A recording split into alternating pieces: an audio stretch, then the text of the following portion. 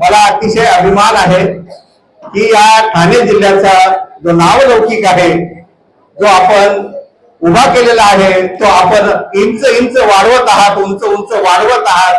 मी एक ठाणे जिल्ह्याचा रहिवासी आहे, सैनिक आहे, आणि म्हणून मला या गोष्टीचा सार्थ अभिमान आहे।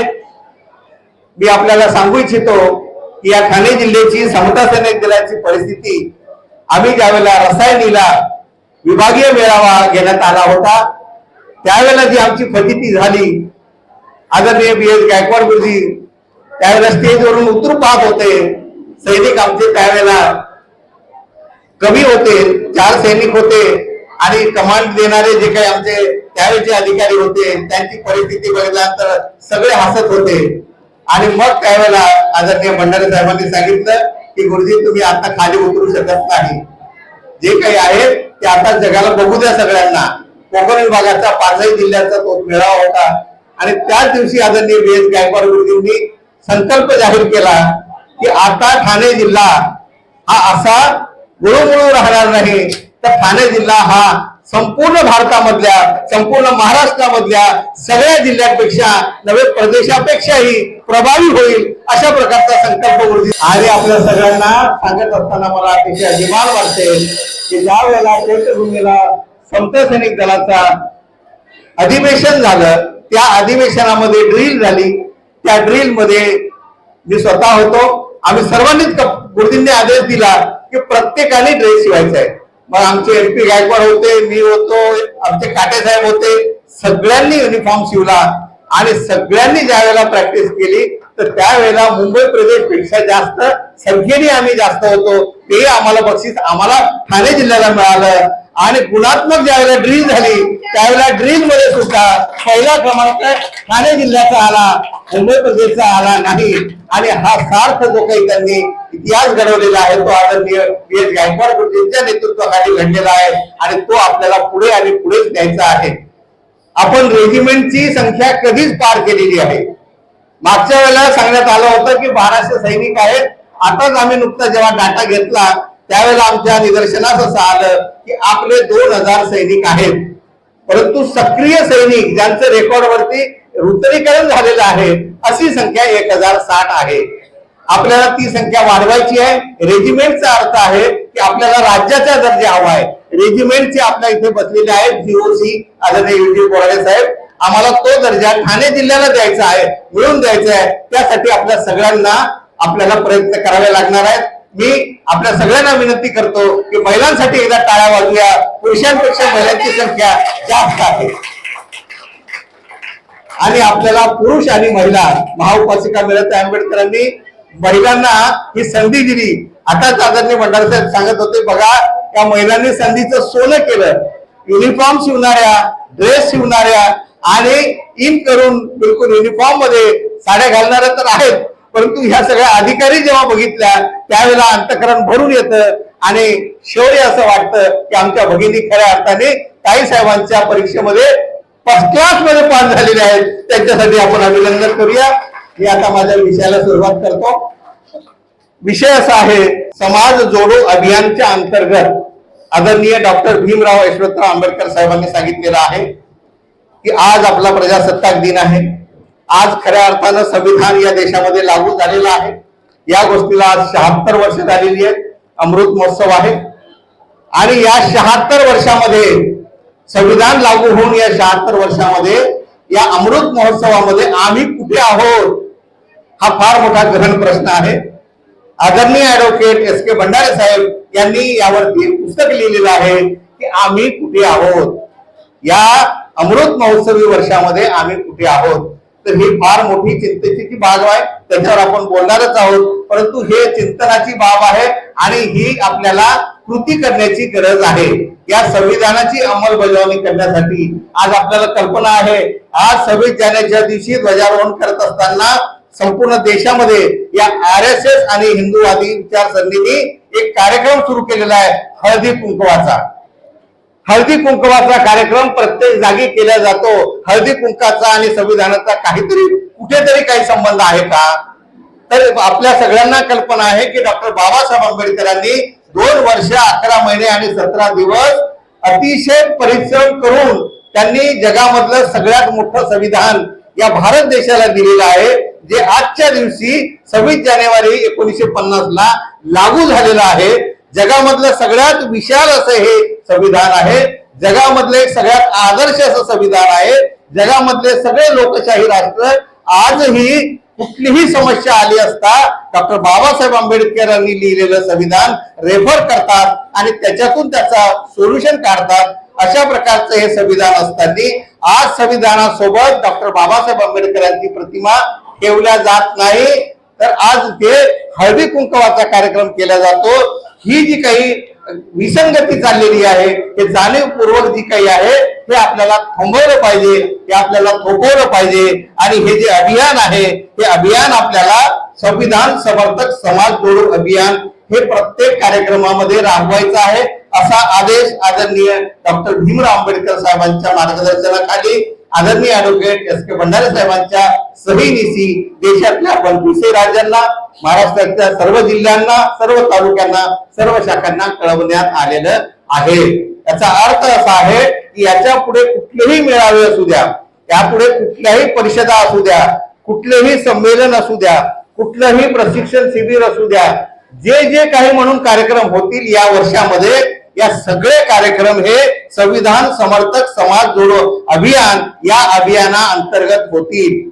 आणि या अभियानाची जी काही संकल्पना आहे ती आदरणीय डॉक्टर भीमराव यशवंतराव आंबेडकरांनी सांगितल्याप्रमाणे की आपले जे काही बुद्धगया महाबोधी विहार आहे, जगामध्ये आपल्याला कुठेही असं उदाहरण मिळणार नाही की ख्रिश्चनांची एखादी चर्च ख्रिश्चन सोडून इतरांच्या मालकीची आहे, इतरांच्याकडे त्याचं प्रशासन किंवा त्याचं प्रबंधन आहे, असं कुठेही उदाहरण आपल्याला सापडणार नाही. कुठली एखादी मस्जिद जी आहे ती मस्जिद मुसलमानांना सोडून अन्य कोणाच्या तरी ताब्यामध्ये ती आहे, तिचं प्रबंधन आणि तिचं प्रशासन म्हणजे ऍडमिनिस्ट्रेशन आणि मॅनेजमेंट ही दुसऱ्या कोणाच्या तरी ताब्यात आहे, असं जगामध्ये कुठलंही उदाहरण आपल्याला बघायला मिळत नाही. परंतु हे महाबोधी विहार, बुद्धगयेचं जे महाबोधी विहार आहे हे बौद्धांची जागतिक धरोहर आहे, इंटरनॅशनल आणि वर्ल्ड हेरिटेज आहे. असं असताना सुद्धा याची जी मालकी आहे, याचं जे प्रशासन आहे, याचं जे प्रबंधन आहे हे हिंदू त्या कलेक्टरच्या हाती आहे. बुद्धगया ट्रस्ट निर्माण करण्यात आलेली आहे आणि त्या कमिटीमध्ये 7 सदस्य असतात. त्याचा अध्यक्ष हा कलेक्टर असतो आणि त्या कायद्यामध्ये असं लिहिलेलं आहे की तो कलेक्टर हा हिंदूच असला पाहिजे. आणि त्यामध्ये 6 जे सदस्य आहेत ते 6 सदस्य हे हिंदू आहे, हिंदू होते. नागार्जुन सुरई ससाई आणि महाउपासिका ताराताई आंबेडकर यांच्या नेतृत्वाखाली संपूर्ण देशभरामध्ये हे बुद्धगया मुक्त आंदोलन ज्यावेळेला सुरू झालं त्यावेळेला या सरकारला जाग आली आणि त्यांनी त्यामध्ये या 7 जणांच्या कमिटीमध्ये सेक्रेटरी म्हणून पहिल्यांदाच आपले बौद्ध भिक्षू घेण्यात आले होते. त्या बौद्ध भिक्षूंना ज्यावेळेला आम्ही पर्यटन घेऊन गेलो होतो आदरणीय व्ही.एस. गायकवाड गुरुजींच्या मार्गदर्शनाखाली 102 जण होतो. त्यावेळेला आम्ही आदरणीय विजय गायकवाड साहेब, पूज्य बनते प्रज्ञाशील असं त्यांचं नाव होतं आणि त्या पूज्य बनते प्रज्ञाशील यांना आदरणीय विजय गायकवाड साहेब, तत्कालीन राष्ट्रीय महासचिव आदरणीय व्ही.एस. गायकवाड गुरुजी, मी तेव्हा जिल्ह्याचा सरचिटणीस होतो. आम्ही 5 जणांचं शिष्टमंडळ आम्ही जेव्हा त्यांना भेटायला गेलो, अभिनंदन करायला गेलो की तुम्ही या कमिटीमध्ये, या बुद्धगया ट्रस्टच्या कमिटीमध्ये सेक्रेटरी म्हणून आलेला आहात, आता याचं प्रबंधन आपल्याकडे येईल आणि ही फार मोठी आनंदाची बाब आहे असं आम्हाला वाटत होतं. परंतु जेव्हा आम्ही त्यांच्याकडे गेलो त्यावेळेला बनतेजींनी सांगितलं की मला इथे जिवंत ठेवल्या कसं जाणार नाही, मला मारण्याचे, जीवे मारण्याचे सगळ्या प्रकारचे प्रयत्न त्यांचे सतत सुरू असतात, रात्रंदिवस. मला सीलभ्रष्ट करण्याचे प्रयत्न केले जातात, मुलींना, महिलांना पाठवल्या जातात, वेगवेगळ्या प्रकारचे म्हणजे दंड, लाभ, काय म्हणतात त्याला, काम, साम, दाम, दंड, भेद सगळ्या प्रकारचे प्रयोग करून मला इथून घालून टाकण्याचे प्रयत्न केल्या जात आहेत. मला इथे राहणं कठीण आहे. परंतु ते बनतेजी असे होते, ते त्यांच्या कमरेला पिस्तूल असायचा, जुडो, कराटे, पिस्तूल, बुलेट चालवणं सगळं काय त्यांना येत होतं, म्हणून ते तिथे टिकले. परंतु ही अशी परिस्थिती आहे. बंधू आणि भगिनींनो, आदरणीय डॉक्टर भीमराव आंबेडकर साहेबांनी सांगितलेलं आहे की आता हे बुद्ध गयाचं जे काही महाबोधी विहार आहे हे बौद्धांच्या ताब्यात आलंच पाहिजे, बौद्धांच्या ताब्यात आलंच पाहिजे. यासाठी स्वतः डॉक्टर भीमराव आंबेडकर साहेब आता तिथे बुद्ध गयेला दिल्लीला त्या आंदोलनामध्ये सहभागी होण्यासाठी जात आहेत. राष्ट्रभरामध्ये आपल्याला हे आंदोलन उभं करायचं आहे. ही आपली पहिली या अभियानातली आपली पहिली कृती असणार आहे. त्यामध्ये आपल्या सगळ्यांना रस्त्यावर उतरावं लागलं तर आपल्याला सगळ्यांना रस्त्यावर उतरावं लागेल. असं नाही की केवळ सैनिकांनी उतरायचं आणि आम्ही केंद्रीय शिक्षक आहोत, बौद्धाचार्य आहोत, आपण सुद्धा त्यांच्या सोबत उतरायचं आहे आणि आपली शक्ती प्रदर्शन करायचं आहे आणि हे महाबोधी विहार आपल्याला बौद्धांच्या ताब्यामध्ये घ्यायचं आहे. दुसरा विषय आहे नागपूरची दीक्षाभूमी. आपल्या सगळ्यांना इतिहास ठाऊक आहे. ही नागपूरची दीक्षाभूमी जी आहे ही आदरणीय भैयासाहेब आंबेडकरांच्या नावाने मंजूर झालेली आहे. यशवंतराव भीमराव आंबेडकर राष्ट्रीय अध्यक्ष the Buddhist society of India यांच्या नावाने झालेली आहे. ती संपूर्ण 14 एकरची जागा आणि त्यावेळेला मंजुरी देण्यात आलेली आहे.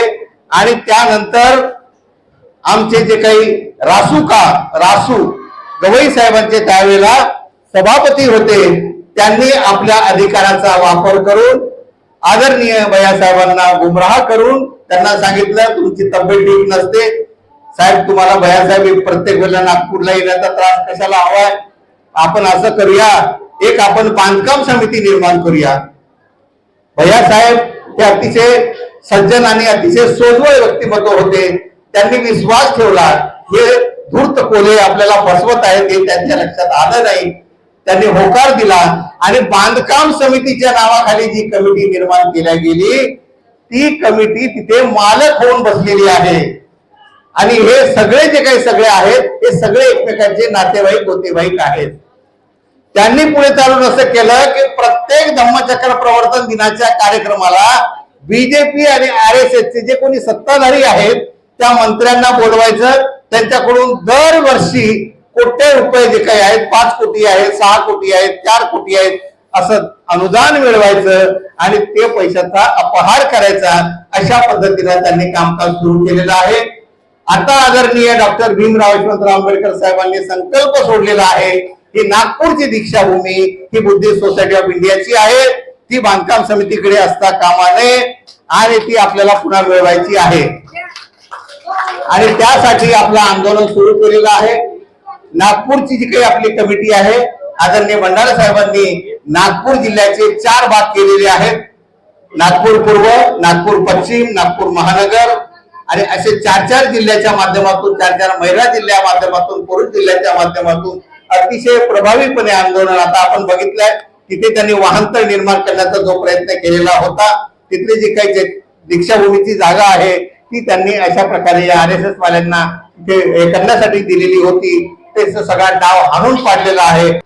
नागपूरची दीक्षाभूमी आपल्याला मिळवायची आहे. त्याच्या सोबतच पुढचा आपला विषय आहे महूची जन्मस्थळी. जे जे कोणी महूला गेलेले आहेत त्यांनी बघितलं असेल की इंदोर जवळ जे महू आहे, ज्या महू मध्ये डॉक्टर बाबासाहेब आंबेडकरांचा जन्म झालेला आहे, या जन्मस्थळीवरती खूप सुंदरस असं एक त्यांनी स्मारक बनवलेलं आहे. डॉक्टर बाबासाहेब आंबेडकरांचं स्मारक बनवलेलं आहे. इथपर्यंत ठीक होतं. त्या स्मारकाचे जे अध्यक्ष होते त्या पूज्य बंतेजींची अट अशी होती की हे स्मारक डॉक्टर बाबासाहेब आंबेडकरांचं आहे, तर या स्मारकाचे अध्यक्ष हे बाबासाहेब आंबेडकरांचे नातूच असले पाहिजे असा त्यांचा आग्रह होता. अतिशय प्रामाणिक अशा प्रकारचे ते पूज्य बनते होते. आणि त्यांनी डॉक्टर भीमराव यशवंतराव आंबेडकर साहेबांना निमंत्रण दिलं, महूला बोलावलं आणि रीतसर त्यांना मार्गदर्शक म्हणून, त्यांना सल्लागार म्हणून त्यांनी त्या ट्रस्ट मध्ये घेतलं. आणि त्यांचा प्रस्ताव असा होता की भीमराव साहेबांनाच या ट्रस्टचा आपल्याला अध्यक्ष करायचं आहे, कारण बाबासाहेबांचं स्मारक आहे, त्याचे अध्यक्ष हे स्वतः बाबासाहेबांच्या परिवारापैकी त्यांचे नातू असले पाहिजे, हा त्यांचा संकल्प होता. परंतु त्यांचं परिनिर्वाण झालं आणि त्यांचं निधन झाल्याच्या नंतर या मनुवाद्यांनी तिथे सुरुवात केली आणि त्यांनी आता कब्जा घेतलेला आहे. आपल्या समाजातले जे विकले गेलेले आहेत, जे जसा रामाचा दास विकला गेला, तो म्हणतो अमित शहा काही बोललाच नाही, मी तिथे उभा होतो. सगळ्या देशभरामधले लाखो करोडो भीमसैनिक रस्त्यावर उतरतात, त्या अमित शहाचे पुतळे जाळतात, त्याचा निषेध करतात, त्याचा राजीनामा मागतात आणि हा रामाचा दास तिथे बसलेला हा बगल बच्चा, त्यांना विकल्या गेलेला माणूस हाच म्हणतो की मी तिथे साक्षीदार आहे, त्याने बाबासाहेबांचा कुठलाच अपमान केला नाही, असे निर्बुद्ध त्यांनी तिथे विकत घेतले आणि RSS ला ते बांधील असलेले RSSने विकत घेतलेले लोक हे तिथे सध्या कमिटीवर गेलेले आहेत. तिथे जे आपले पदाधिकारी आहेत, उत्तमराव प्रधान जे मध्य प्रदेशचे सरचिटणीस आहेत, शांताराम वाव जे मध्य प्रदेशचे उपाध्यक्ष आहेत, समता सैनिक दलाचे उपाध्यक्ष आहेत, असे आपले जे काही सगळे पदाधिकारी त्या ट्रस्टच्या कमिटीमध्ये होते त्या सगळ्यांना काढून टाकलं आणि त्यांनी चंग बांधला की बाबासाहेबांचा परिवार आणि ते बुद्धिस्ट सोसायटी ऑफ इंडियाचे समता सैनिक दलाचे कुठले अधिकारी किंवा पदाधिकारी या कमिटीमध्ये आले नाही पाहिजे. कारण जर समता सैनिक दल आलं, भारतीय बौद्ध महासभा आली किंवा बाबासाहेबांचा परिवार आला तर आपल्याला भ्रष्टाचार करता येणार नाही. कारण हे सगळे शुद्ध आणि चारित्र्यवान हे सगळे लोक आहेत, म्हणून यांना आपल्यामध्ये येऊ द्यायचं नाही आणि म्हणून त्यांनी काढून टाकलेलं आहे. आता भीमराव साहेबांनी संकल्प सोडलेला आहे. बंधू आणि भगिनींनो, ही जी काही महूची जन्मस्थळी आहे हे बाबासाहेबांचं महूमधलं जे स्मारक आहे हे या RSSच्या हातातून आपल्याला हिसकावून घ्यायचं आहे, आपल्या ताब्यामध्ये आपल्याला घ्यायचं आहे आणि गरज पडली तर आपल्याला हजारोंच्या संख्येने मोरूला जावं लागणार आहे, तिथे जाऊन आपल्याला आंदोलन करावं लागणार आहे आणि त्यासाठी आपल्याला तयार राहायला पाहिजे. त्यानंतर बाकीचे जे काही आहेत गोष्टी ह्या सगळ्या आपल्या पदांच्या हाती आल्या पाहिजे. जे जे काही पवित्र आपले स्थळं आहेत, जे जे काही लेण्या आहेत, जे जे काही गुफा आहेत, हे जे काही आपले पवित्र स्थळं आहेत याच्यामध्ये अतिक्रमण करणं सुरू आहे, त्याचं विद्रुपीकरण करणं सुरू आहे. तर ते आपल्याला थांबवायचं आहे, ते आपल्याला सगळ्यांना मिळून थांबवायचं आहे. तिथे जाण्याचे जे काही कार्यक्रम आहेत तिथे आपल्याला जाणीवपूर्वक कार्यक्रम लावावे लागणार आहेत. पुढचा जो मुद्दा आहे की भारतीय संविधानाद्वारे आपल्याला जे काही अधिकार प्राप्त झालेले आहेत, आपल्या सगळ्यांना कल्पना आहे की भारतीय संविधानाने आपल्याला अधिकार दिलेला आहे. तो पहिला अधिकार सगळ्यात महत्वाचा असेल तर तो आहे मतदानाचा अधिकार दिलेला आहे. मतदानाचा अधिकार आपल्याला जे जे काही अधिकार संविधानाने दिलेले आहेत, मूलभूत अधिकार दिलेले आहेत, हे अधिकार आपले शाबूत राहिले पाहिजेत. आपले अधिकार शाबूत राहिले जात नाही. आपल्या अधिकाराची जी गळचेपी केल्या जात आहे संविधान न बदलता. तर त्यांनी एक बोध घेतलेला आहे. सन 2005 साली अटल बिहारी वाजपेयी हे प्रधानमंत्री असताना त्यांनी जाहीर केलं होतं की आम्हाला संविधानाची समीक्षा करायची आहे आणि त्यावेळेला देशभरामधले करोडो आपले भीमसैनिक जे आहेत ते रस्त्यावर उतरले आणि त्यांनी दाखवून दिलं की तू बी या संविधानाची समीक्षा करायला लागले तर आम्ही तुम्हाला रस्त्यावर चालू देणार नाही. आणि त्यावेळेला त्यांच्या लक्षात आलं की डायरेक्टली बोलून आपण हे संविधान बदलू शकत नाही आणि मग त्यांनी सुरुवात केली की संविधान असंच ठेवायचं आणि पळवाटेने यांचे सगळे अधिकार काढून घ्यायचे. आपल्याला आरक्षणाचा लाभ झाला. डॉक्टर बाबासाहेब आंबेडकर यांच्या कृपेने आपण शिकलो. बाबासाहेबांनी स्थापन केलेल्या पीपल्स एज्युकेशन सोसायटीच्या माध्यमातून मी एक लाभार्थी आहे.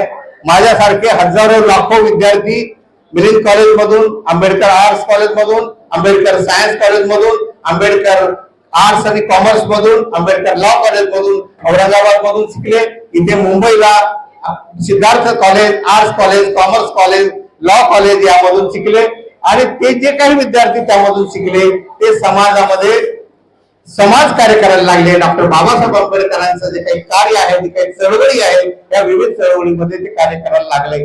त्यावेळेला ज्यांना नोकऱ्या मिळाल्या त्या मिळाल्या.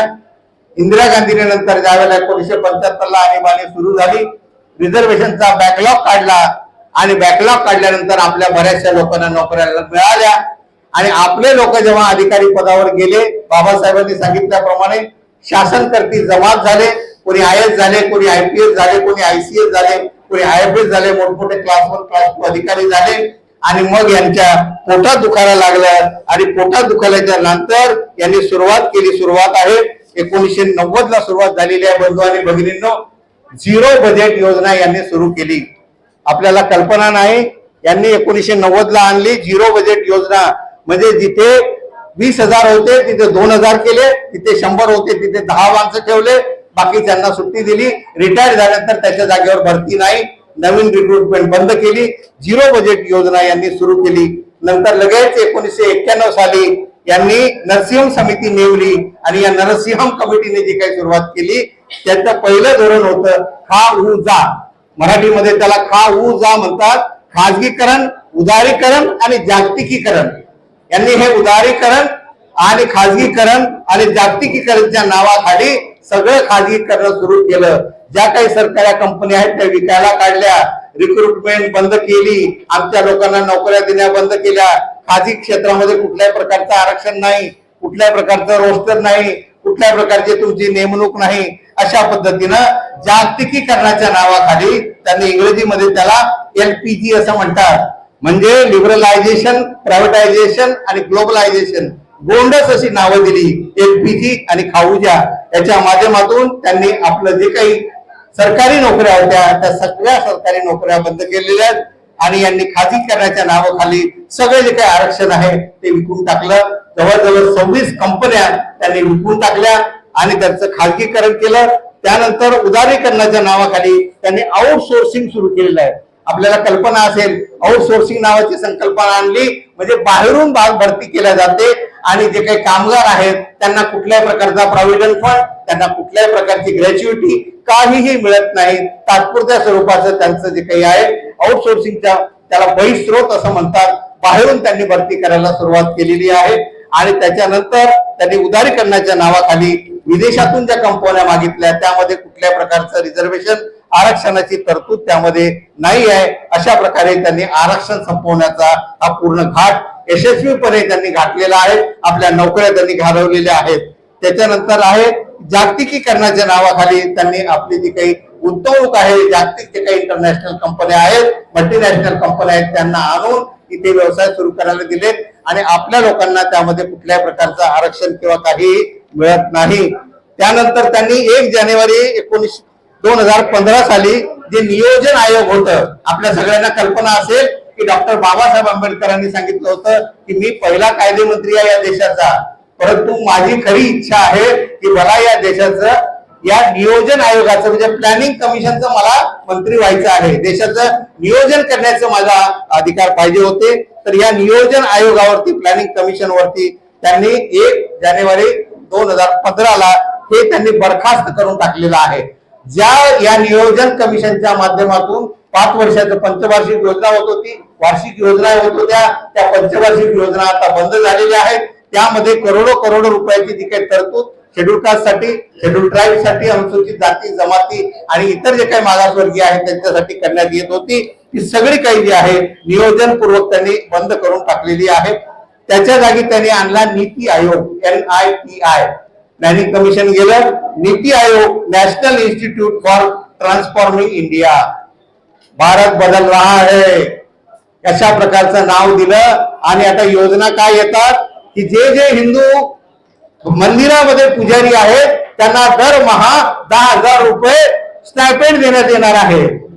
आता काल अशा प्रकारचा त्यांचा ठराव झालेला आहे. उद्या तो इम्प्लिमेंट होणार आहे त्यांच्या बैठकीमध्ये, या कुंभमेळ्यामध्ये, की 50 खासदारांच्या जागा जे आहेत, हे जे काही साधू तिथे नंगे साधू, नागा साधू, कुठल्या प्रकारचे ते काही आखाडे आहेत त्यांच्यासाठी राखीव खासदारांच्या जागा ठेवण्यात येणार आहेत.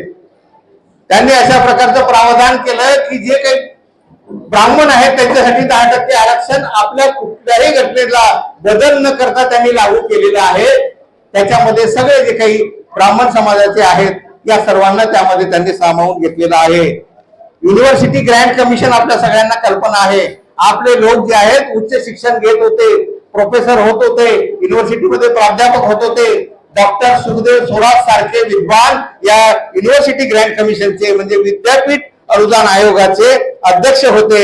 हे डॉक्टर सुखदेव थोरात अतिशय दुःखद अंतकरणाने सांगतात की आता हे UGC त्यांनी बंद करून टाकलेली आहे. युनिव्हर्सिटी ग्रँट कमिशन बंद करून टाकलेलं आहे. आपल्या सगळ्यांना उदाहरण माहित असेल की ज्या वेळेला डॉक्टर बाबासाहेब आंबेडकरांनी गव्हर्नर जनरल लॉर्ड लिनविथगो यांना प्रश्न विचारला होता की सर, मी 50 ग्रॅज्युएटच्या बरोबरीचा आहे की नाही ते मला सांगा, तेव्हा लॉर्ड लिनलिथगो यांनी सांगितलं की नाही बॅरिस्टर आंबेडकर, तुम्ही 50 ग्रॅज्युएटच्या बरोबरीचे नाही, तुम्ही 500 ग्रॅज्युएटच्या बरोबरीचे आहात.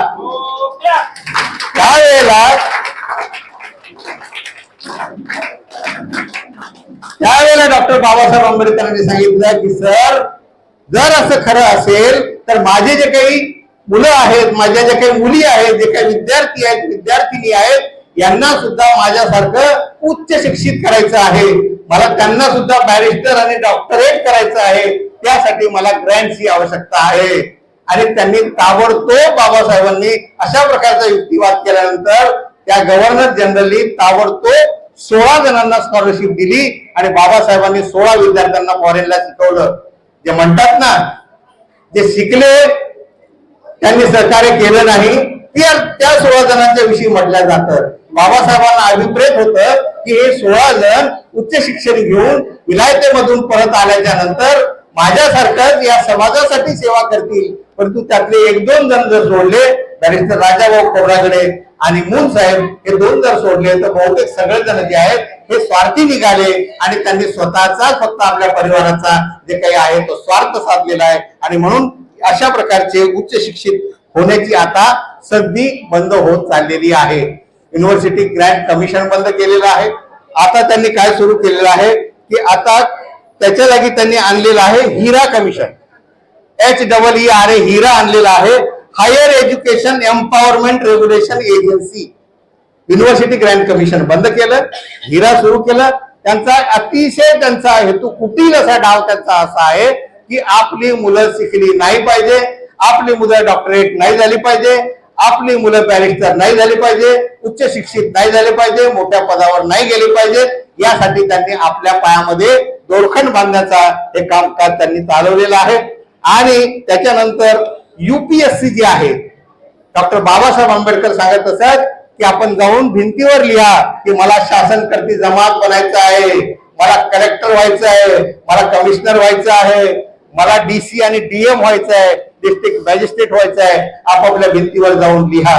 आणि ते सगळं साध्य झालेलं आहे युनियन पब्लिक सर्व्हिस कमिशनच्या माध्यमातून. ही जी युनियन पब्लिक सर्व्हिस कमिशन आहे, ज्याला केंद्रीय लोकसेवा आयोग असं मराठीमध्ये म्हणतात, याच्या माध्यमातून आपले शेकडो मुलं हे कलेक्टर झाले, कमिशनर झाले. आणि त्याचं श्रेय जाते डॉक्टर ML सहारे. हे डॉक्टर बाबासाहेब आंबेडकरांचे शिष्य होते, अनुयायी होते. पीपल्स एज्युकेशन सोसायटीच्या मिलिंद कॉलेजमध्ये हे प्राचार्य होते आणि बाबासाहेबांच्या तालमीमध्ये वाढलेले, बाबासाहेबांच्या या प्रेरणेने, त्यांच्या मार्गदर्शनाखाली या डॉक्टर ML सहारे यांनी शेकडो मुलांना कलेक्टर, कमिशनर केलेला आहे, IPS केलेला आहे, SP केलेला आहे, DM केलेला आहे, DC केलेला आहे, कलेक्टर केलेला आहे.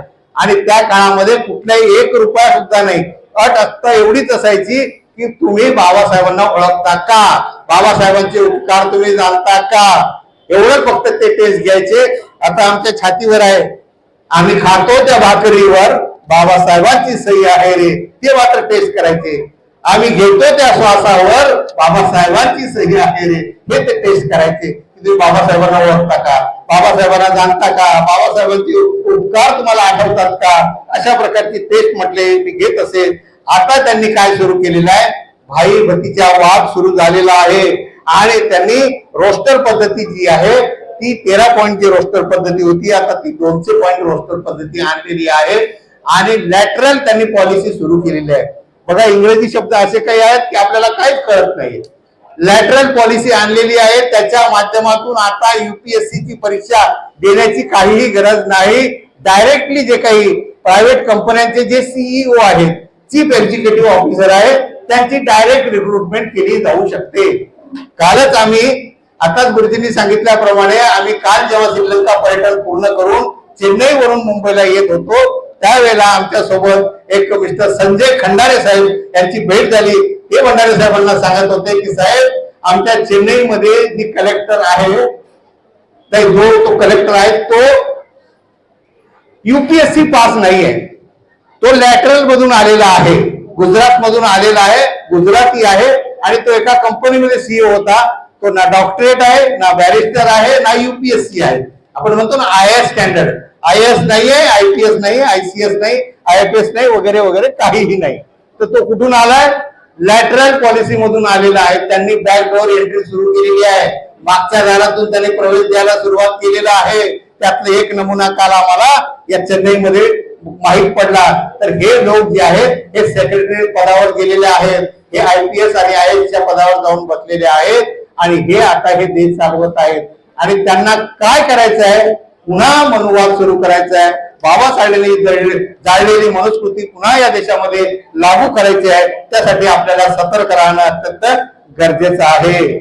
पुढची जी गोष्ट आहे की आपल्याला परदेशात शिकण्यात जाण्यासाठी जे मुलांना संधी होती, स्कॉलरशिप होती, बघा जे जे काही भावनेचे प्रश्न आहेत ते हाताळतात. डॉक्टर बाबासाहेब आंबेडकर लंडनमध्ये इंग्लंडमध्ये राहत असताना ज्या बंगल्यामध्ये राहिले, जिथून त्यांनी 8 वर्षाचा अभ्यासक्रम 2.5 वर्षामध्ये पूर्ण केला, master of science, doctor of science आणि बॅरिस्टर ॲट लॉ, या 8 वर्षाच्या अभ्यासक्रमाच्या 3 डिग्र्या डॉक्टर बाबासाहेब आंबेडकर यांनी अवघ्या 2.5 वर्षामध्ये पूर्ण केल्या. ज्या बंगल्यामध्ये ते राहत होते तो बंगला विकत घेतला आणि तो बंगला आपल्या विद्यार्थ्यांनी राहण्यासाठी हॉस्टेल म्हणून त्यांनी सुरू केलेला आहे. परंतु त्या हॉस्टेलमध्ये राहण्याला जाण्यासाठी जी स्कॉलरशिप लागते तिला कैची मागणी, ते स्कॉलरशिप देणं बंद केलेलं आहे. तर आपले जे काही विद्यार्थी आहेत ते त्या उच्च शिक्षणासाठी कसे जाणार, हा मोठा त्यांनी वेग मारून ठेवलेली आहे. अशा प्रकारे आपले जे काही आहेत वाट ज्या आहेत त्यांनी बंद करण्याचा प्रयत्न चालू केलेला आहे. त्यानंतर जी काही आता त्यांनी शिक्षा नीती आणलेली आहे, आता नवीन शिक्षा नीती आणलेली आहे. एज्युकेशन सिस्टम त्यांनी पूर्णतः त्यांनी भगवीकरण करणं सुरू केलेलं आहे आणि त्याच्या माध्यमातून आता प्रत्येक जागी जिथे आहे त्यांना मनुस्मृती, त्यांचे सगळे 33 कोटी देव त्यामध्ये सगळे उतरवायचा त्यांचा प्रयत्न चालू झालेला आहे. आधी जी नेट आणि सेटची जी काही पद्धती होती परीक्षेची, नेट म्हणजे नॅशनल एंट्रन्स टेस्ट आणि स्टेट एंट्रन्स टेस्ट, या नेट आणि सेट परीक्षा पास न होता कोणालाही प्राध्यापक होता येत नव्हतं. आता नेट आणि सेट कंपल्सरी ठेवलं नाही. आपली सगळी मुलं इतकी अत्यंत तानाक्षर, अत्यंत प्रवीण आहेत, एवढे बुद्धिमान आहेत, मुलांपेक्षा मुली जास्त हुशार आहेत, जास्त प्रमाणामध्ये प्रावीण्य प्राप्त आहेत. आता त्यांनी काय केलेलं आहे की रिक्रुटमेंटची पद्धती बदललेली आहे. पहिल्यांदा विद्यापीठ लेवलवरती जाहिरात निघायची. विद्यापीठामध्ये पूर्ण एका विद्यापीठामध्ये जर प्राध्यापकाच्या 200 जागा निघाल्या तर किमान आपले 12.5% म्हणजे 25 मुलं हे 100% लागत होती. आता त्यांनी ते बंद केलेलं आहे. युनिव्हर्सिटी लेवलला जाहिरात निघत नाही. त्यांनी चाणाक्षपणे सांगितलंय की कॉलेजनी जाहिरात करायची. एका कॉलेजमध्ये 1 जागा असते किंवा 2 जागा असते, तर आपल्याला अर्धा माणूस देता येत नाही, 1 पाव माणूस देता येत नाही, म्हणजे तो त्यांचा जनरलचा माणूस तिथे लागणार. कुठेही शेड्यूल कास्टचा, शेड्यूल ट्राईबचा आणि ओबीसीचा माणूस भरला जाणार नाही, अशी तरतूद त्यांनी याच्या माध्यमातून केलेली आहे. आता जे काही उच्च शिक्षणाच्या संधी जे आहेत ते त्यांनी कमी केलेल्या आहेत. त्यानंतर आपण बघतोय की जे काही CBI आहे, सेंट्रल ब्युरो ऑफ इन्व्हेस्टिगेशन, एक आयुक्त दुसऱ्या आयुक्तावर आरोप करतोय. हे जे काही डॉक्टर बाबासाहेब आंबेडकरांनी 39 आयोग निर्माण केलेले आहेत या संविधानाच्या माध्यमातून, त्याचा आपण बघतोय त्याचा केवढा तरी दुरुपयोग केला जातोय. जो काही संविधानाच्या बाजूने बोलतोय, जो काही या मनोवादांच्या विरोधात बोलतोय, त्याच्यावरती CBI ची धाड टाकण्यात येते. ईडीची तीच परिस्थिती आहे. एन्फोर्समेंट डायरेक्टर नाव किती मोठं होतं एन्फोर्समेंट डायरेक्टरचं, परंतु आता परिस्थिती अशी झाली आहे की सक्त वसुली संचालन जे आहे, ज्यांच्यावर छापा टाकायचा त्यांच्यावरती जाते, जे विरोधात बोलतात त्यांच्यावरती फक्त जाते, जे संविधानाच्या बाजूने बोलतात त्यांच्यावरती ईडीची धाड पडल्या जाते. अशा प्रकारची याचे जे काही आहे ते त्यांनी कृती जी आहे त्यांनी पार्शलिटी सुरू केलेली आहे. रिझर्व्ह बँक ऑफ इंडियाचे जे काही शिल्पकार आहेत, जसं डॉक्टर बाबासाहेब आंबेडकरांना भारतीय संविधानाचं शिल्पकार म्हटलं जातं, तसं रिझर्व्ह बँक ऑफ इंडियाचे शिल्पकार सुद्धा डॉक्टर बाबासाहेब आंबेडकरांनाच म्हटलं जातं. हे स्वतः गव्हर्नरनी जाहीर केलेलं आहे. आणि बाबासाहेब आंबेडकरांनी जो काही ग्रंथ आहे प्रॉब्लेम ऑफ रुपीज, या ग्रंथाच्या आधारावरतीच हे 1 एप्रिल 1935 साली हे रिझर्व्ह बँक ऑफ इंडियाची स्थापना झालेली आहे.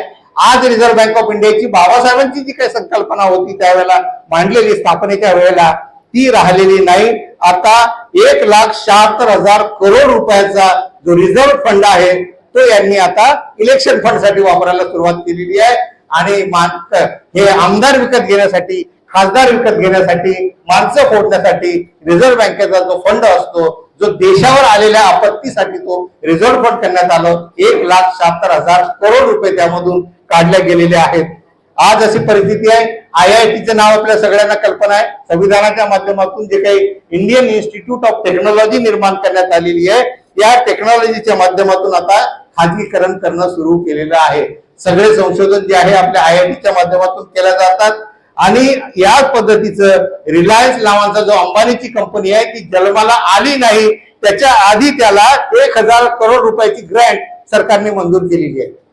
बघा किती पार्शालिटी चाललेली आहे, किती याचं जे काही अंमलबजावणी जी काही चाललेली आहे ही याची लूट चाललेली आहे, ही संविधानाच्या विरोधात आहे. पण संविधानाला बदल न करता, संविधानामध्ये अमेंडमेंट न करता हे सगळे काही चोरी छुपे हे सगळं काही कामकाज चाललेलं आहे.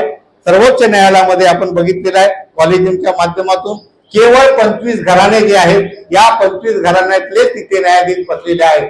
सर्वोच्च न्यायालयामध्ये जे काही सुप्रीम जे काही जस्टिस झालेले आहेत हे सगळे जस्टिस फक्त देशामधल्या 25 घराण्यामधून आलेले आहेत. त्यांच्या कुठल्या प्रकारची एंट्रन्स टेस्ट नाही, कुठल्या प्रकारची प्रिलिमिनरी टेस्ट नाही, कुठल्या प्रकारची रिटर्न टेस्ट नाही, कुठल्या प्रकारचा इंटरव्ह्यू नाही. फक्त तो कोणाचा कोण आहे, तो शुक्लाचा भाचा आहे घ्या त्याला, तो हा कोणाचा कुलकर्णीचा नातू आहे घ्या त्याला.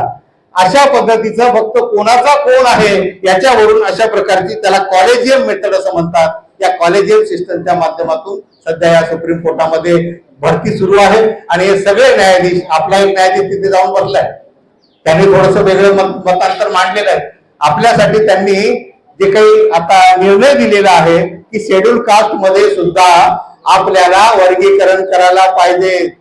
त्यांचं असं मत आहे की शेड्यूल कास्टच्या ज्या काही 5.5-13% रिझर्वेशन आहे हे सगळेच्या सगळे पूर्वाश्रमीचे महार आणि आता जे बौद्ध लोक लुटत आहेत अशा प्रकारचा त्यांचा दावा आहे. आता मला सांगा, जर त्यामध्ये 57 जाती आहेत, शेड्यूल कास्ट मध्ये 57 जाती आहेत, त्याचं जर वर्गीकरण केलं आणि यांनी जी काही रोस्टर मेथड जी काही मगाशी मी सांगितली कॉलेजच्या माध्यमातून, नेट सेटच्या माध्यमातून, UGCच्या माध्यमातून त्यांनी जर नंतर त्याच्या अशा प्रकारच्या भरती करायला सुरुवात केली तर ना मातंगाला मिळणार, ना महाराला मिळणार, ना डोंगराला मिळणार, ना कोणत्याही मिळणार. कारण ती जागा मिळणारच नाही. तर त्याचं जर वर्गीकरण केलं म्हणजे आपल्या कुणालाही काहीही मिळता कामा नये अशा प्रकारचं वर्गीकरणाची त्यांना निर्णय दिलेला आहे. त्यानंतर जे काही आपल्याला त्यामध्ये आपला उत्पन्नाच्या अटीचं त्यांनी आता त्याच्यामध्ये अट टाकलेली आहे की ज्यांचं उत्पन्न, ज्या घरामध्ये एकदा सरकारी नोकरी मिळाली असेल त्या कुटुंबातल्या व्यक्तीला पुन्हा कुठलीही सरकारी नोकरी देता येणार नाही, अशा प्रकारचं तरतूद त्यामध्ये करण्यात आलेली आहे. तर आपले जे काही तिथे जस्टिस बसलेले आहेत, रासो भोवे साहेबांचे चिरंजीव आहेत, तर त्यांनी सुद्धा तिथे काहीही विरोध केलेला नाही. उलट त्यामध्ये जे काही उच्च जातीचे जे काही न्यायमूर्ती आहेत त्यांनी मात्र त्याचं खंडन केलेलं आहे. त्यांनी विरोध केलेला आहे की अशा प्रकारचं वर्गीकरण जे आहे आपल्याला करता येणार नाही, करायला नाही पाहिजे. परंतु बहुमताने तो निर्णय लागू झालेला आहे आणि आपल्या सगळ्यांना सांगत असताना मला अतिशय दुःख होत आहे की आपल्याला कळत नाही की आपल्या या महाराष्ट्रामध्ये काँग्रेसचं सरकार असू द्या, BJPचं सरकार असू द्या, शिवसेनेचं सरकार असू द्या, मागची शिवसेना, दुसरी शिवसेना, राष्ट्रवादी असू द्या, या सगळ्यांनी त्याला मान्यता दिलेली आहे. आपल्याला जुळवतात वेगळ्या इश्यूवरती आणि हे सगळे निर्णय इम्प्लिमेंट करतात दुसऱ्या बाजूने. आपल्या कोणाला त्याची चाहूल लागू देत नाही. तर आपल्या महाराष्ट्रामध्ये सुद्धा देशभरामध्ये लागू झालेला आहे वर्गीकरणाची पद्धत आणि आपल्या उत्पन्नाची जी काही अट आहे ती लागू झालेली आहे आणि इथे सुद्धा त्यांनी लागू केलेली आहे. आपल्याला सांगत असताना मला अतिशय वेदना होतात की उत्तर प्रदेशामध्ये हिंदू न्यायालय सुरू झालेलं आहे. त्यांना मनुस्मृतीवर आधारित अशा प्रकारचं संविधान तयार आहे. त्यांनी संविधान तयार केलेलं आहे. पुन्हा आपल्या गळ्यामध्ये मडकं आलं पाहिजे, कमरेला झाडू आला पाहिजे अशा प्रकारची तरतूद करणारं संविधान या मोहन भागवतच्या नावाने सहीनिशी ते बाहेर आलेलं आहे. तर त्यांनी याची प्रक्रिया सुरू केलेली आहे. उत्तर प्रदेशामध्ये हिंदू न्यायालय म्हणून त्यांनी सुरुवात केलेली आहे. जयपूरमध्ये आपल्याला कल्पना आहे, मनूचा पुतळा तिथे उभारण्यात आलेला आहे. मनू आमचा आदर्श आहे आणि मनूची जी काही मनुस्मृती आहे ती जे काही पिनल कोड आहे तेच या देशामध्ये लागू झालं पाहिजे ही त्यांची तरतूद चालू आहे.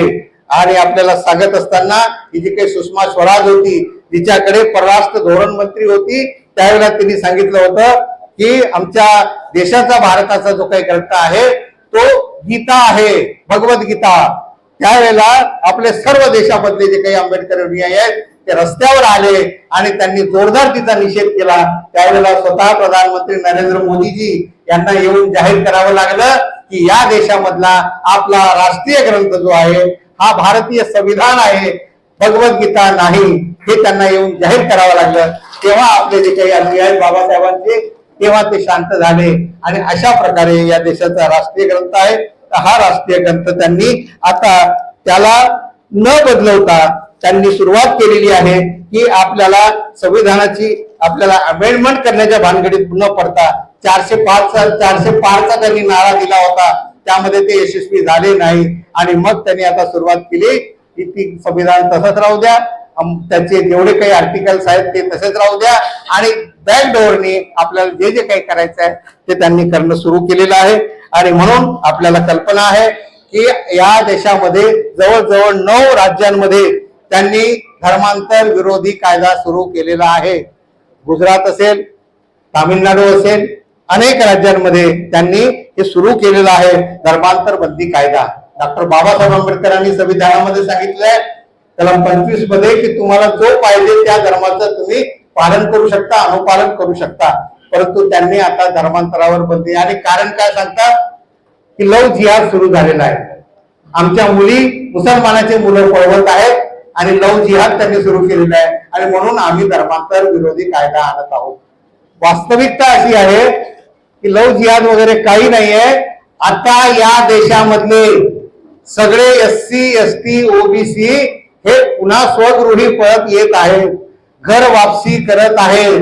आपल्या सगळ्यांना सांगत असताना मला अभिमान वाटतो की आदरणीय डॉक्टर भीमराव आंबेडकर साहेबांच्या उपस्थितीमध्ये जेव्हा आम्ही गुजरातमध्ये गेलो होतो तर तिथे कोळी समाजाचे जवळजवळ 3 कोटी लोक आहेत आणि त्यांचे जे काही IPS ऑफिसर होते, जे काही मोठे सुपर क्लास 1 ऑफिसर होते आणि जे काही नेते होते ते सगळे भीमराव साहेबांसोबत स्टेजवर आम्ही सर्वजण होतो आणि तिथे त्यांनी सांगितलं की आम्ही ओरिजिनल बुद्धिस्ट आहोत, आम्ही माता महामायेचे, आम्ही यशोधरेचे आम्ही वंशज आहोत, आम्ही कोळीय समाजाचे आहोत आणि आम्हाला सगळ्यांना बौद्ध धर्मामध्ये परत यायचं आहे. फक्त आमची अट एवढीच आहे की ते डॉक्टर बाबासाहेब आंबेडकरांचे नातू जर समक्ष असतील तर त्यांच्या समोरच आम्ही धर्मांतर करू, अन्यथा आम्ही सोन्या गोम्याच्या हाताने, कुठल्याही भंतेच्या हाताने आम्ही धम्मदीक्षा घेणार नाही. आणि आज देशभर तुम्हाला सांगत असताना मला अभिमान वाटतो की जबलपूरला ज्या वेळेला आम्ही तिथे गेलो होतो आदरणीय वेद गायकवाड गुरुजींच्या सोबत, ते त्या मध्य प्रदेशचे पालकमंत्री आहेत आणि तिथे सम्राट अशोकाचे वंशज आहेत. तिथे सम्राट अशोकाच्या काळामध्ये बांधलेला फार मोठा भव्य अशा प्रकारचा तिथे स्तूप आहे आणि तिथे आम्ही भेट दिल्यानंतर त्यांच्या या वारसांनी सांगितलं की आम्ही सम्राट अशोकाचे वंशज आहोत आणि आम्हाला घर वापसी करायची आहे, आम्ही ओरिजिनल बुद्धिस्ट आहोत. हे सगळे राजे महाराजांचं म्हणणं आहे की आम्ही ओरिजिनल बुद्धिस्ट आहोत आणि आज जरी आम्ही OBC मध्ये असलो तरी आम्हाला बौद्ध धर्मामध्ये परत यायचं आहे. फक्त आमची विनंती अट आणि विनंती आहे की आम्ही केवळ आणि केवळ डॉक्टर भीमराव यशवंतराव आंबेडकर साहेबांच्या समक्ष त्यांच्या हस्ते आम्ही धम्मदीक्षा घेणार आहोत आणि ते घर वापसी त्यांनी केलेली आहे. साऊथ इंडियामध्ये गेलं तर आपल्याला राजा हर्षवर्धन यांचे वर्धन घराण्यातले जे काही वंशज आहेत ते येत आहेत. तर आपल्याला आता संविधानाला मानणारे जे काही कोट्यावधी लोक आहेत त्यामध्ये शेड्यूल कास्ट आहेत, शेड्यूल ट्राईब आहेत, OBC आहेत, NT आहेत, DNT आहेत, मायनॉरिटीचे आहेत आणि सगळ्या जाती धर्माचे जे काही लोक आहेत हे सगळेच्या सगळे डॉक्टर बाबासाहेब आंबेडकरांना मानतात. त्यापैकी बहुतांशी लोकांचं म्हणणं आहे की आम्ही आधी बौद्ध होतो. बाबासाहेबांनी लिहिलेला कुबेर शूद्रास हा ग्रंथ मगाशी गुरुजींनी सांगितल्याप्रमाणे जर आपण वाचला तर आपल्या निदर्शनास येतं की आपण सर्वजण हे साधे सुधे नाही आहोत, तर आपण या देशाचे राजे होतो, आपण या देशाचे महाराजे होतो, आपण या देशाचे शासक होतो, आपण या देशाचे महाशासक होतो. आपल्या हातामध्ये सत्ता होती आणि जो इतिहास सांगितला जातो की या देशामध्ये सोन्याचा धूर निघत होता आणि दुधाचा महापूर वाहत होता, तो काळ हा बौद्धकालीन राजांचा काळ होता, आपल्या पूर्वजांचा काळ होता. तर अशा प्रकारे ही सगळी माणसं आता परत येऊ पाहत आहेत त्यांना आपल्याला आणायचं आहे. ते हे अभियान आहे. बाबासाहेबांना मानणारे 100 कोटीपेक्षा जास्त लोक या भारतामध्ये आहेत. बाबासाहेबांच्या वरती कुठल्याही प्रकारचा जर काही चिंतोळे उडवले गेले तर जीव देणारे, आता आपला जो काही परभणीला जो काही मुलगा वारला त्याच्याविषयी बघितलं आपण, मुख्यमंत्री धडधड विधानसभेमध्ये खोटं बोलतोय की त्याचा मृत्यू पोलिसांनी त्याला मारलाय, तरी पण इथे इथला मुख्यमंत्री धडधड खोटं बोलतोय. त्याचा मणक्याला मार लागून तो त्याचा मृत पावलेला आहे. त्यांच्यावरती 302 कलम खाली त्या पोलिसावरती केस करणं गरजेचं आहे. आपल्याला सगळ्यांना त्यासाठी पुन्हा एकदा रस्त्यावर उतरावं लागलं तर उतरावं लागेल. तर अशा प्रकारची ही परिस्थिती इथे चाललेली आहे. तर आपल्याला या सगळ्यांना सोबत घ्यायचं आहे आणि याला सगळ्यांना जर सोबत घ्यायचं असेल तर आपल्याला हे अभियान सुरू करावं लागेल, जे डॉक्टर भीमराव यशवंतराव आंबेडकर साहेबांनी सांगितलेलं आहे. 8 गोल्डन मार्गाच्या माध्यमातून आपल्याला समाज जोडो अभियान सुरू करावं लागेल. केवळ आपले आपले आपले काल आमच्या कानावर आलं. आम्ही पर्यटनामध्ये असताना आम्हाला एकानं सांगितलं, सोलापूर जिल्ह्याची गोष्ट होती, की जे काही जिल्हा अध्यक्ष आहेत, जे काही जिल्ह्याचे पदाधिकारी आहेत, हे ठराविक आपल्या नातेवाईक गोतेवाईकांनाच फक्त सभासद बनवतात, त्यांनाच फक्त सैनिक बनवतात, त्यांनाच फक्त प्रशिक्षणासाठी निमंत्रित करतात. आम्हाला आजीव सभासद बनवत नाहीत, आम्हाला सभासद बनवत नाही. तर मी आपल्या सगळ्यांना विनंती करू इच्छितो की भीमराव साहेबांचा आपल्या सगळ्यांना आवाहन आहे की आपल्याला आता केवळ जातीपुरतं राहायचं नाही, केवळ शेड्यूल कास्ट पुरतं राहायचं नाही. तर आपला समाज असू द्या, मातंग समाज असू द्या, चाबार समाज असू द्या, जे जे कोणी बाबासाहेबांना मानतात त्या सर्वांपर्यंत आपल्याला पोहोचायचं आहे आणि त्यांना हा जो इतिहास आहे हा त्यांच्या समोर मांडायचा आहे. जे जे काही आपलं अभियान आहे त्यामध्ये त्यांना सामावून घ्यायचं आहे. अशा प्रकारे आपल्याला समाज जोडो अभियान आपल्याला करावं लागणार आहे. त्यानंतर आपल्याला रोटीबेटी व्यवहार सुरू करावा लागेल. आजही आपल्यामध्ये आंदवन लाडवण आपल्या ज्या काही पोटजाती होत्या त्या जातीला आपले लोक चिटकलेले आहेत. कारण सांगतात आमची आई ऐकत नाही, आमचे बाबा ऐकत नाहीत, हे म्हातारे माणसं ऐकत नाहीत, असं कारण सांगून चालणार नाही. आता आपण बौद्ध झालेला तर आपल्याला रोटीपोटी व्यवहार करावा लागेल. आपली बुद्धिस्ट आयडेंटिटी आपल्याला लोकांना दाखवायला लागेल. मगाशी गुरुजींनी सांगितल्याप्रमाणे की आपल्याला बौद्ध पहिचान हे केवळ आपल्याला कपडे घालून होणार नाही, तर आपल्याला आपल्या प्रमाणपत्रावर सुद्धा बौद्ध म्हणून नोंद करावी लागेल. सरकार दप्तरी आपल्याला नोंद करावी लागेल. आपले जेवढे काही म्हणून बुद्ध विहार आहेत हे बुद्ध विहार जोडो अभियान आपल्याला सुरू करावं लागेल. ते बुद्ध विहार केवळ बुद्धिस्ट सोसायटीचं असावं अशी काही अपेक्षा नाहीये. जे ज्यांनी मंडळांनी बांधलं असेल, आताच आदरणीय ऍडव्होकेट भंडार साहेबांनी चर्चा केली आणि ते जाहीर करतील, मी सांगणं बरं होणार नाही की यापुढे हे मंडळ आपल्याला बुद्ध विहार जोडो अभियानासाठी आम्ही 13 एप्रिलचा जो कार्यक्रम आहे हा सगळ्या विहारांमध्ये आपल्याला महाराष्ट्रामध्ये राबवायचा आहे आणि सगळे विहार आपल्याला जोडायचे आहेत. कारण सगळे विहार जरी त्यांनी बांधलेले असले तरी त्यांच्याकडे कार्यक्रम नाही. महाउपासिका मीराताई आंबेडकरांनी जे काही 24 प्रकारच्या प्रशिक्षण शिबिराची रचना केलेली आहे ही सगळी शिबिरं त्या विहारांमध्ये राबली पाहिजेत. आणि म्हणून हे गुरुजींनी सांगितल्याप्रमाणे सगळे विहार हे प्रबोधनाचे, प्रशिक्षणाचे आणि ट्युशनचे वर्ग घेणार असलं पाहिजे. सगळे जेवढे काही मंडळ आहेत 1,65,000 मंडळ या देशामध्ये आहेत जे डॉक्टर बाबासाहेब आंबेडकरांच्या विचाराचा प्रसार करतात, तथागत भगवान बुद्धाच्या धम्माचा प्रचार प्रसार करतात. या सगळ्या मंडळांना आपल्याला जोडायचं आहे. आपण ही आपली मातृसंस्था आहे. बाबासाहेब आपले वडील होते, बाबासाहेब आपली आई होती आणि ही म्हणून ही मातृसंस्था आहे. आपण मातृसंस्थेचे पदाधिकारी आहोत. आपल्याला सगळ्या मंडळांना जोडायचं आहे. त्यांचं अस्तित्व आहे तसं ठेवून आपल्याला या मंडळांना आपल्यामध्ये सामावून घ्यायचं आहे. आणि म्हणून आपल्याला गाव तिथं शाखा, शाखा तिथं बौद्धाचार्य आणि एक घर एक सैनिक ही योजना आपल्याला अभियान राबवायचं आहे. समाजामधले जेवढे काही डॉक्टर्स आहेत, जेवढे काही वकील आहेत, जेवढे काही व्यावसायिक आहेत, जेवढे काही प्राध्यापक आहेत, शिक्षक आहेत, सरकारी, निम सरकारी किंवा खासगी अधिकारी आहेत, या सगळ्यांना आपल्याला इन्व्हाइट करायचं आहे. एक रविवार एकेकासाठी आपल्याला ठेवायचं आहे. त्यांचं सुद्धा सहकार्य घ्यायचं आहे. आपल्याला सगळ्या समाजातले जे काही घटक आहेत या सगळ्यांना आपल्याला जोडण्याचं कामकाज करायचं आहे. आणि आपल्याला प्रत्येक शाखेमध्ये डॉक्टर बाबासाहेब आंबेडकर मोफत सहायता व सल्ला केंद्र निर्माण करायचं आहे, जेणेकरून आपल्याला तिथे मार्गदर्शन केलं जाईल, सल्ला दिला जाईल आणि समाजाला जोडण्याचं जे काही काम आहे या धम्माच्या माध्यमातून, या संस्थेच्या माध्यमातून आपल्या सर्वांना करायचं आहे. अशा प्रकारचं हे संविधान समर्थक समाज जोडो अभियान आहे. मी थोडक्यात आता आजचा संविधान चा जो काही प्रजासत्ताक दिन आहे 1-2 फक्त घोषणा देतो संविधानाच्या संदर्भामध्ये आणि आपण थांबूया. नका काही घाबरू, चला संविधान राबवू. नका काही घाबरू, चला संविधान राबवू. जर हवी असेल समता तर मनात जागवू बंधुता. संविधानाची महानता, विविधतेत एकता. समानता कशाची, दर्जाची आणि संधीची. लोकशाहीचा जागर, संविधानाचा आदर. तुमचा आमचा एकच विचार, संविधानाचा करू प्रचार. स्वातंत्र्य, समता, बंधुता, न्याय हाच संविधानाचा हेतू हाय. संविधानाची अफाट शक्ती, मुक्त विचार आणि अभिव्यक्ती. संविधान कशासाठी, हक्कासाठी, न्यायासाठी. उठ नागरिका जागा हो, संविधानाचा धागा हो. जातीयतेच्या बेड्या तोडू, संविधानाने भारत जोडू. संविधानाने दिला मान, स्त्री पुरुष एक समान. संविधान देते समान पद, एक व्यक्ती एक मत. घरात कोणत्याही धर्माचे, समाजात फक्त संविधानाचे. अन्याय अत्याचार नष्ट करा, संविधानाचा ध्यास धरा. भारताचे संविधान, भारतीयांचा आत्मसन्मान.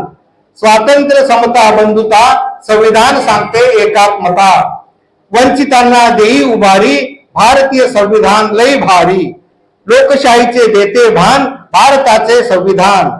भारताचा राष्ट्रीय ग्रंथ, संविधान संविधान. समाजाला जागवूया, संविधान रुजवूया. संविधानाची कोणती ग्वाही, उच्च नीच कोणी नाही. भारताचे एकच विधान, संविधान संविधान. धन्यवाद. जय भीम.